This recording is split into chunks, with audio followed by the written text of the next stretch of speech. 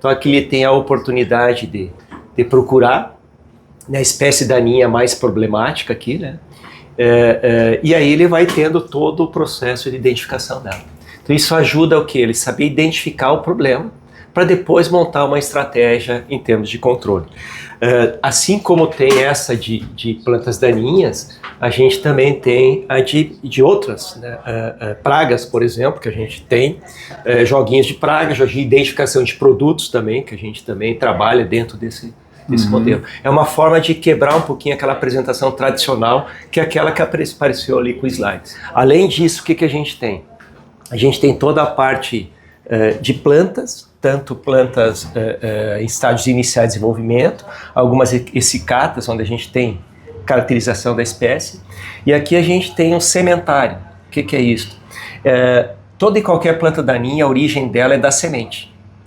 Então, se o agricultor pudesse evitar a entrada de sementes na área, nós não teríamos o problema tão sério de plantas daninhas competindo com as culturas.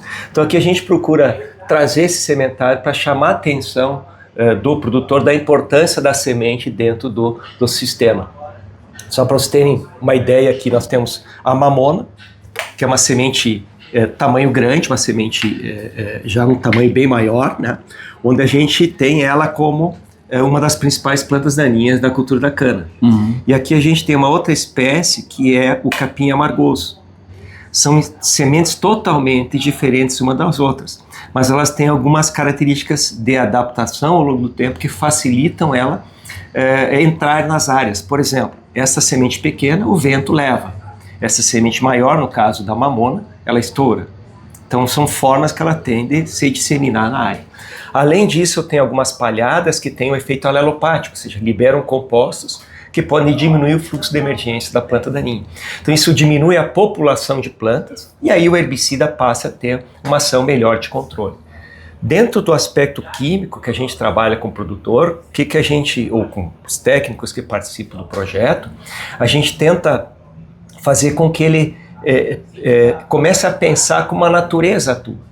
O que a natureza quer dentro de um sistema? Que é um sistema mais diversificado para ela poder sobreviver às intempéries, ou mesmo às práticas que a gente faz na agricultura.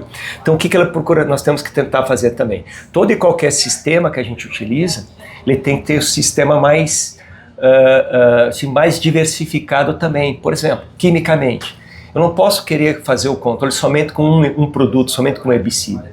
Eu tenho que combinar alguns herbicidas, ou não repetir os mesmos ao longo do tempo.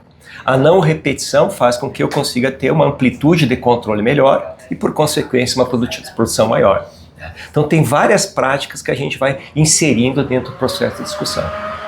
Para ter uma ideia, assim, hoje nós temos no Brasil em torno de 13 espécies resistentes a um determinado produto, ao glifosato, por exemplo.